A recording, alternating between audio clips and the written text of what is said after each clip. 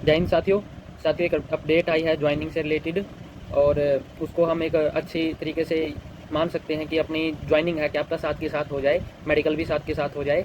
तो उसको देने से पहले मैं आप सभी को मेडिकल के बारे में बताना चाहता हूँ कि मेडिकल से रिलेटेड अपने को बहुत सारे क्वेश्चन आ रहे हैं। बहुत सारे साथियों की आंखें थोड़ी कमज़ोर हैं, चश्मा लगा हुआ है, या फिर कान में कोई प्रॉब्लम है, किसी के नी में प्रॉब्लम है, किसी के कोई एक्सरे में प्रॉब्लम है, कहीं बहुत सारी टाइप की प्रॉब्लम आ रही है। कि मैं बता दूं आपको कि आंख वाले साथी, अगर आपका ये मान के चलो 0.25 या 0.35 या 0.5 तक का अगर चश्मा है तो आपका चल जाएगा। अदरवाइज़ आप लेज़र करवा लीजिए जल्दी से जल्दी, 1 या 2 दिन के अंदर अंदर। वो 2 दिन के परहेज होंगे, उसके बाद आपका कोई भी वहाँ पे दिक्कत नहीं आने वाली। 8-10 टाइम आपको दवाई डालनी पड़ेगी, आपके टेस्ट आराम से कर ले जाओगे आप अगर आपने लेज़र करवा ली तो। चाहे वो साथी कोई लड़की है चाहे वो लड़का है, मैं सभी से कह रहा हूँ, अगर आपकी चश्मा बड़ा है 1 नंबर से या आधे नंबर से, तो आप जल्दी से जल्दी लेज़र करवा लीजिए।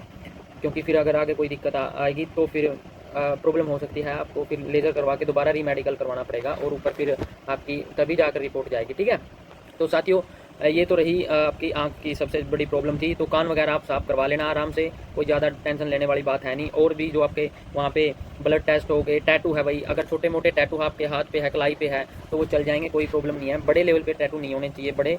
तो टैटू का ये हो गया, आपका ब्लड टेस्ट होएगा, यूरिन टेस्ट होएगा, पाइल्स के भी चेक करी जाएगी आपके, और जो दूसरे यूरिन टेस्ट हो गया, एक्सरे हो गया, इस टाइप से बहुत ही नॉर्मल बेसिक आपका ये रहेगा। घबराने की कोई जरूरत नहीं है। ब्लड प्रेशर भी आपका चेक किया जाएगा।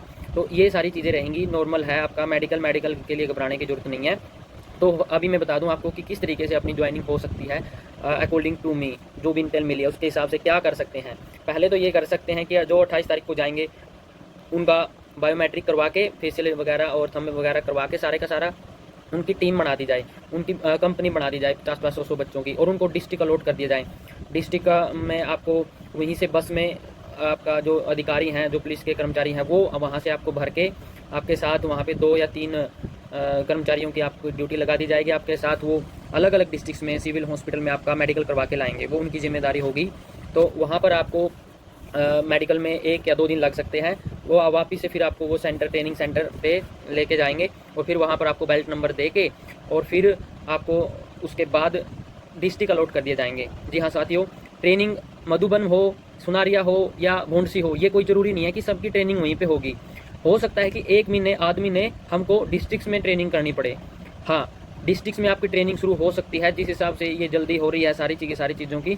तो हो सकता है कि अपने को डिस्ट्रिक्ट्स में ट्रेनिंग करने को मिले कुछ दिनों तक, उसके बाद अपने को ट्रेनिंग सेंटर्स में शिफ्ट कर दिया जाएगा, अगर वहाँ पर कोई वैकेंसी रहती है, यानी कि अगर कोई वहाँ पे दूसरी ट्रेनिंग नहीं चली होती। फिलहाल के लिए जैसे बोला जा रहा है कि कुछ ट्रेनिंग सेंटर में ट्रेनिंग चली हुई है तो उतनी कैपेसिटी नहीं है। जब तक वो शिफ्ट नहीं हो जाते तब तक अपने को डिस्ट्रिक्ट्स जो HP डिस्ट्रिक्ट्स होते हैं हरियाणा के सारे लगभग 22 ज़िले हैं ना, पुलिस ज़िले हैं, उनके अंदर आपकी ड्यूटी, आपकी जो ट्रेनिंग है वो शुरू हो सकती है साथियों। वहाँ पे पुलिस लाइन होती है, पुलिस लाइन का जो ऑफिसर होता है, हेड होता है, वो आपको सारे के सारा अपना संदूक वगैरह और सामान वगैरह प्रोवाइड करवा देंगे। वहीं पर आपकी जो भी फीस वगैरह होगी वो लग के आपको वहीं से ट्रेनिंग की शुरुआत हो सकती है। ठीक है, ये बात मैंने कन्फर्म की है एक साथी से कि ऐसा भी हो सकता है। ठीक है, तो ये बात रही उसकी।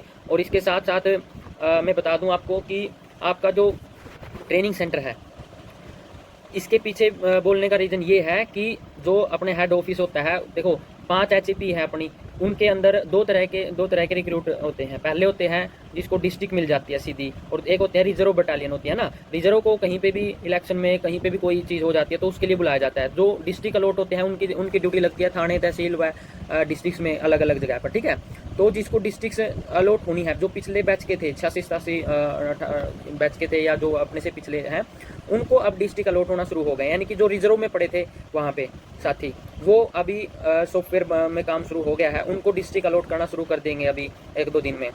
ये इन्फॉर्मेशन मेरे पास आई है, हेड ऑफिस से इन्फॉर्मेशन आई है। तो इसका मतलब ये है कि नए जो रिजर्व बटालियन में अपने को नए जो रिक्रूट जाएंगे वो वहाँ पे फिल कर किए जाएंगे। इसका मतलब आप समझ सकते हो इसको एक पॉजिटिव वे में। मैं तो यही समझ रहा हूँ कि उनको डिस्ट्रिक्ट अलॉट होना यही इशारा करता है कि आपको वहाँ पे जब मेडिकल के लिए जाएंगे हम, सॉरी बायोमेट्रिक के लिए जाएंगे, तो वहीं से आपका मेडिकल के लिए फैसिलिटी करवा के आपको 1 दिन का समय दे दिया जाएगा कि आप अपना जो भी सामान है वो लेके रिपोर्ट करें, और फिर आपको वहाँ से ट्रेनिंग सेंटर से आपको डिस्ट्रिक्ट्स में छोड़ दिया जाएगा, वहीं से आपकी ट्रेनिंग आगे फर्दर कंटिन्यू रहेगी और बाद में फिर एक जगह आपको तीनों ट्रेनिंग सेंटर में शिफ्ट कर दिया जाएगा। इस तरीके से भी अपनी ट्रेनिंग हो सकती है।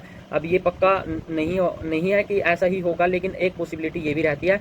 और अभी जो मेडिकल होने की पॉसिबिलिटी है 28 वालों की, 29, 30 और 1 तारीख को जो होना है उसकी बहुत ज़्यादा बढ़ गई है कि साथ के साथ ये मेडिकल भी लेंगे। वहाँ पे जो अपनी हाइट वगैरह सारी चेक करवा के ये डिस्ट्रिक्ट वाइज अपने को छोड़ देंगे, वहाँ पे अपने ये चीज़ें होंगी।